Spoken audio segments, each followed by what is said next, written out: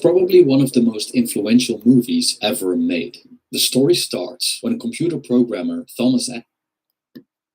The Matrix, a science fiction film created by the Wachowskis, is probably one of the most influential movies ever made.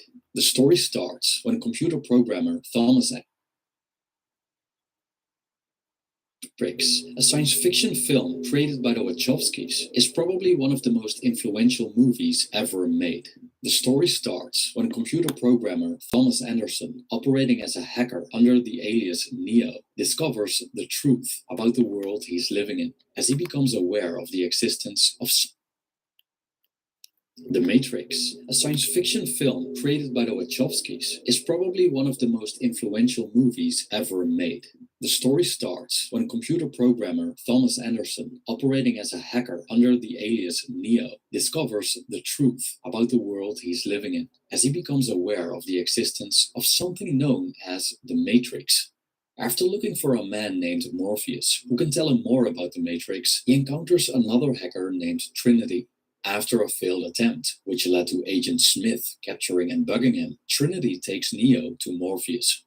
Morpheus vaguely describes the Matrix as this all-encompassing prison, as the world that has been pulled over Neo's eyes, blinding him from the truth. He also admits that no one can be told what the Matrix is. You have to see it for yourself, he states. So Neo gets offered a choice in the form of two pills, a blue one and a red one. If he chooses the blue pill, he remains in his everyday life and believes whatever he wants to believe. But if he chooses the red pill, he'll set foot in the real world and find out what the Matrix truly is. All I'm offering is the truth, says Morpheus. And so Neo takes the red pill and tumbles down the rabbit hole. The Matrix is considered a philosophical film that contains many existing philosophical and religious themes like prophecy, love, truth, karma, the nature of reality, and living in a simulation. But there seems to be a particular close connection between the Matrix and Plato's allegory of the cave. In this allegory, presented in Plato's Republic, Socrates describes a group of people chained to a wall within a cave their whole lives. The only reality they know of is the mere shadows projected on the wall in front of them, and they believe these are real entities. Then one of the prisoners is freed. He leaves the cave and gets to experience the real world outside. But when he returns to the cave to enlighten the other prisoners with the truth, he faces resistance. This video analyzes the Matrix film through the lens of Plato's allegory of the cave, while exploring the following question: do we, as human beings, actually want the truth? Please note, this video contains spoilers that reveal the plot.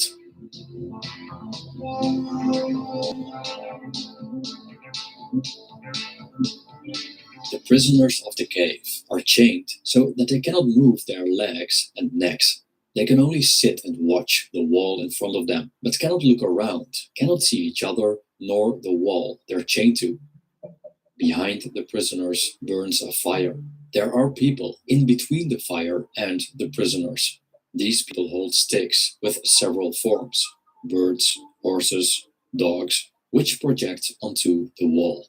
So all they've ever seen are mere projections of objects that appear in the real world, a world that's alien to them. When one of the prisoners is freed and ascends from the cave into the real world, he experiences sunlight for the first time in his life. He is confused and needs time to adapt, as he has never seen the daylight before. But when his eyes have adjusted, he encounters all the forms he recognizes from his life in the cave. But they're different this time. Instead of mere silhouettes, he sees the actual entities, full of color and with profound detail. He then realizes what he thought was real was in fact an illusion. Similarly, Neo has been imprisoned without being able to see the prison. When he wakes up from the simulated reality, his naked body lies in a pot filled with liquid. He notices that his body is full of plugs and then sees millions of other pods with humans connected to what seems a giant machine. After a supervising drone notices that Neo has awakened, his body gets unplugged and discharged into a sewer. After Morpheus' ship, the Nebuchadnezzar, retrieves Neo, he needs some time to adjust to the real world, just like the escapee from Plato's cave. A fundamental difference in experience between Plato's character and Neo is the kind of reality they face. In Plato's allegory, the liberated man ascends from darkness into the light, from the lower level within the cave to a higher level outside. This ascension serves as a metaphor for gaining knowledge and becoming a philosopher, and thus obtaining a clear world vision. Plato's reality presents itself as generally more beautiful in comparison with the cave. Also, the freedom of movement in the outside world is a vast improvement. Overall, the real world seems way more pleasurable, and it would be pretty absurd to exchange it for a life in the cave. But the Matrix is different. Morpheus told Neo that if he chooses the red pill, he will show him how deep the rabbit hole goes, referring to the children's novel Alice in Wonderland. Tumbling down a rabbit hole resembles a descent rather than ascent It's 20 into hours. reality. This idea comes to fruition when Neo falls from a relatively pleasurable reality into a hellish wasteland devoid of sunlight run by machines. As opposed to Plato's reality, the reality in the Matrix isn't beautiful. It's terrible. Those plugged into the Matrix live in a vast, colorful, sunny world, although with a green haze, resembling the late 90s. They also have access to an endless variety of human pleasures. But in the real world, there's only one human city left, Zion, where people live under subhuman conditions, stuck in the outskirts, continually threatened of being obliterated by machines. So one could argue that, in the case of the Matrix, living imprisoned in the cave is more pleasurable than living freely in the outside world. Shortly after his liberation, Neo initially refuses to accept the truth. No, I don't believe it. It's impossible, he says, after Morpheus showed him what the Matrix is.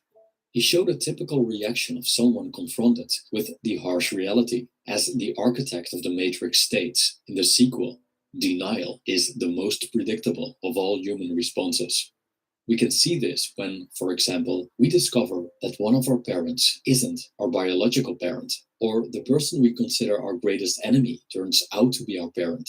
In such cases, the truth carries such a magnitude that accepting it shakes one's identity to its very foundations. Such a massive shift in perception generally terrifies people. Neo asks Morpheus, I can't go back, can I? To which Morpheus answers, but if you could, would you really want to? Flat out disregard of the truth is common. Many people prefer living in a safe bubble of lies to looking outside for the truth. Living in a cozy, false reality can be pretty convenient and comfortable. You just have to remain ignorant of everything that could burst your bubble. So instead, you go along with the deceptive narrative of the herd, often amplified by mass media and entertainment. But we also see the opposite happening, like people opposing common knowledge, adopting a false truth, like the idea that Earth is flat. So truth, by and large, can be easily fabricated. Merriam-Webster provides a definition of truth that goes as follows: a judgment, proposition, or idea that is true or accepted as true. Morpheus' goal is to liberate the people from the Matrix, but he also realizes that as long as these people are part of the system, they're the enemy. First of all, because so-called agents protect the Matrix. These agents function a bit like a security program to keep Trojan horses and other malware out, and every human projection is potentially an agent. Second of all, most of them aren't ready to be unplugged. Similarly, when Plato's enlightened man tries to persuade the people in the cave to go outside, he meets resistance and ridicule.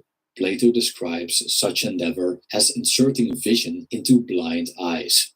It's a waste of time trying to convince someone of the truth if they aren't receptive to it. Morpheus also states that many are so hopelessly dependent on the system that they'll fight to protect it. Similarly, Socrates asks if these people wouldn't kill the person offering them the truth about their existence. Nevertheless, Plato points to the philosopher's responsibility to act in the interest of the unenlightened ones, even if they're hostile. just as Neo, Morpheus, Trinity, and the other liberated humans do. In Plato's allegory, we see that liberation ultimately positively affects the man who is freed. Also, Neo eventually accepts the truth and embraces reality. But what if someone knows the truth, but hates it so much that he chooses a false reality? Here's where a character named Cypher comes in. Cypher admits he regrets taking the red pill, saying to Neo, almost assuming he feels the same, I know what you're thinking, because right now I'm thinking the same thing. Actually, I've been thinking it ever since I got here. Why, oh why, didn't I take the blue pill? End quote. But Neo's body language clearly shows that he is not on the same line as Cypher. Even though he's stranded in the same dark world, he seems rather happy with his liberation.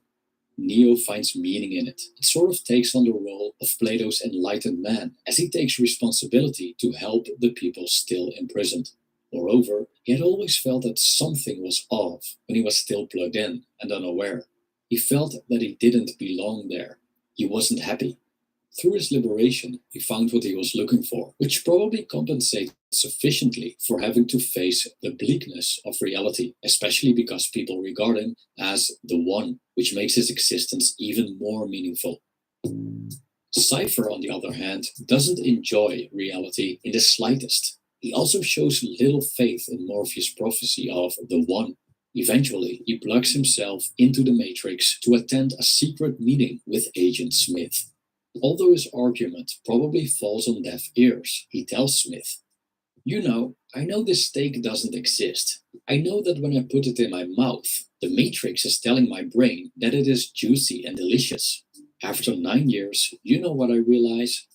Ignorance is bliss. End quote. Cypher is well aware that he cannot unsee what he has seen, which results from encountering truth. For him, being ignorant was great until Morpheus came along and threw a wet blanket on the party. When the veil of ignorance has been lifted, there's no going back. The truth lies naked in front of us. We cannot unsee that the person we thought was our father isn't our biological father.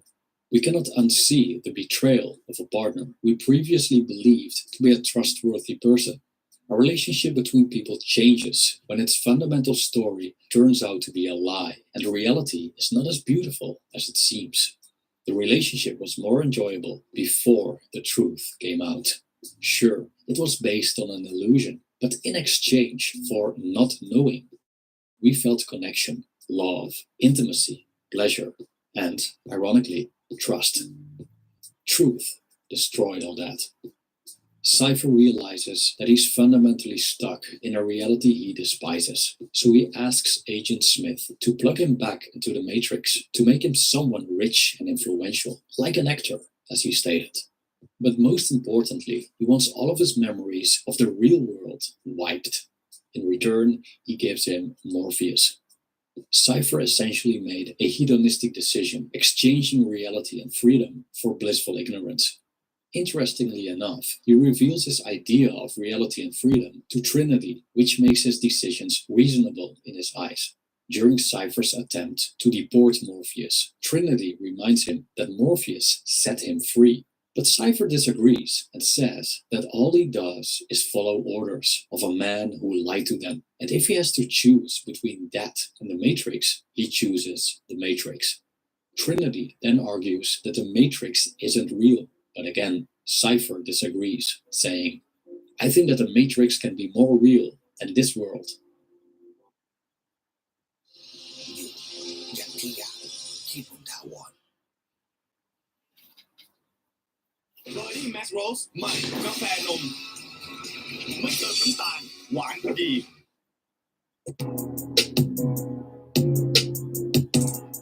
The people liberated from the Matrix have the technological ability to plug themselves into the system and be part of a simulated reality as their so-called residual self-image.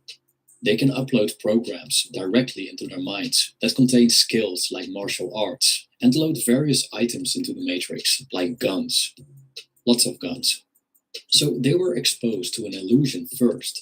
Now they have become illusionists themselves. When Neo goes back into the Matrix for the first time after his liberation and visits the city he lived in, he sees it in a different light. He realizes that none of his memories ever really happened. He recognizes places where he used to eat, work, live, but lucidly with the knowledge that they're just simulacra. The same must have happened to Plato's enlightened man, going back into the cave for the first time after his ascension, regarding the shadows on the wall. It probably leaves one disillusioned, perhaps disappointed with the lack of mystique these appearances once had. Finding out how a magic trick works makes it a lot less appealing. Truth, therefore, often goes at the expense of enjoyment. An example of this is a legendary character in Western Christian culture called Santa Claus, which originates from the early Christian bishop Saint Nicholas. For most children, Santa Claus is a truly magical experience. The idea of an old bearded man traveling from the North Pole in a sleigh pulled by flying reindeer. According to the legend, Santa's elves make toys and other presents in a secret workshop, and Santa brings them to the children on Christmas Eve. With all the stories, songs, fairy tales, and films about Santa Claus, his annual appearance is almost a religious experience to the infant mind.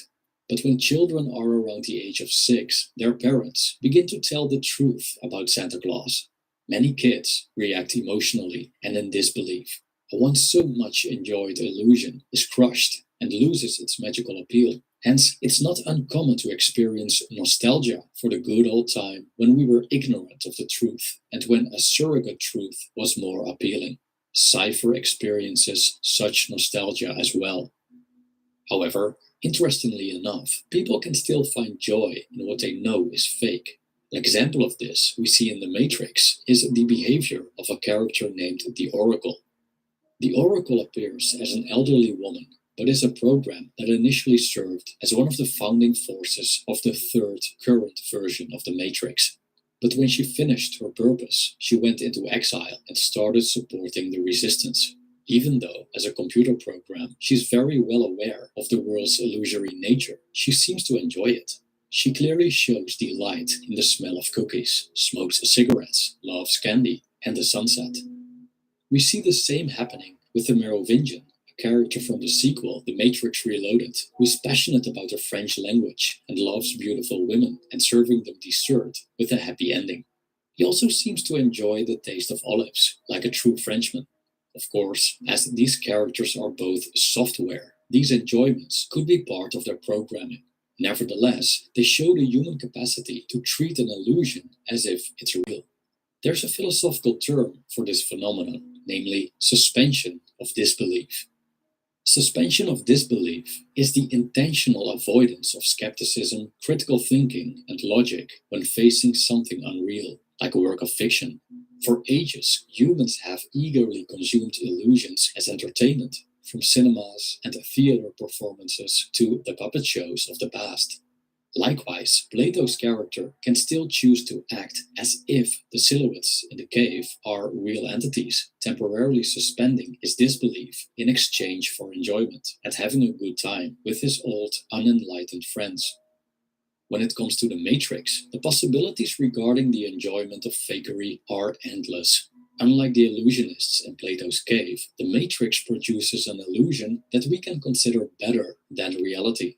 We can see this with today's technology as well. How people can immerse themselves in a video game is almost like they are living a second life, an existence mostly more pleasant and rewarding. But the objects that appear on the screen aren't real but mere projections. To enjoy them as if they were real, one needs to suspend the truth temporarily. Likewise, characters like Neo and Trinity could delight in the Matrix, perhaps by enjoying a romantic dinner and an evening walk along the river Seine in Paris. Anyhow, humans seem to be able to temporarily accept and appreciate the lie when it suits them. ชุดสุดคุ้มสุดทุกวันเพียง99 บาทแล้วความสุขก็เกิดขึ้นได้ง่ายๆที่แมคโดนัลด์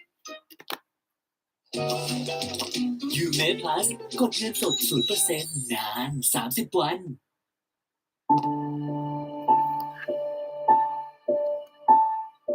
Do we actually want the truth? If asked, most people will probably answer yes to this question. But when exploring Plato's allegory and the Matrix, we discover that the human relationship with truth is not that simple. In some cases, we welcome the truth. In other cases, we hide from it, temporarily suspend it, reject it, and even wish to forget the truth if we had that option. One of the most striking examples is the character Cypher. Both Plato's work and The Matrix show people's disdain for a truth that threatens their reality. We tend to attach to the familiar, the comfortable, the meaningful, and are sometimes willing to defend it with our lives. When it comes to the latter, we just have to look at how people are ready to die for their religions and political ideologies. So again, do we want the truth? The answer seems to be it depends. We tend to handle the facts selectively, as the truth appears in many different forms, with different magnitudes. Truth can uplift us, it can leave us indifferent, but can also make us depressed and miserable. For example, in Plato's allegory, learning the truth has virtually no downsides. The only downside is the hostility by those in the cave. But aside from that, it's pretty evident that Plato's truth leads to something better and would uplift almost anyone. But in the Matrix, the truth is less enjoyable. However, the effect that truth has on us doesn't necessarily depend on the truth itself. It also depends on the person receiving it. In the case of Neo and Morpheus, the state of the world provided them with meaning and legitimized the battle they were fighting as liberators of humanity, which is quite an incredible goal to have in life. On the other hand, Cypher pokes fun at that goal, which shows his cynicism and lack of meaning he found in his existence. People tend to adopt surrogate truths to cover up a painful reality. By contrast, others love painful realities, but these are often instrumental to their already dark worldview. People from both camps also tend to ignore facts that oppose how they want to see the world. In many, if not most cases, they share their worldviews with like minded people. Sharing a certain truth, regardless of whether it's true, has benefits. Again, look at religious groups, political movements, and even the Flat Earth Society. Being part of such groups can provide people with purpose and social connections. In The Matrix, for example, we can see how the belief in the One binds Morpheus and his people together. The downside is that adopting opposing views as a member, even if they were true, could lead to other members ostracizing you. And here's where the dark side of suspension of disbelief comes in. Some, if not many, are willing to turn a blind eye to the truth, not just for innocent enjoyment, but also out of convenience. For example, someone keeps subscribing to a false belief against one's better judgment just to belong or out of fear of being ostracized. All in all, people seem pretty opportunistic when it comes to the truth. We want a truth, not necessarily the truth. We want a reality, not necessarily the reality. But the truth and the lie often have something in common. They both appear as stories. So could it be that we fundamentally don't want the truth, but a story to believe in, identify with, share with others, dwell on, and, perhaps most importantly, to provide us with a sense of meaning and belonging? Thank you for watching.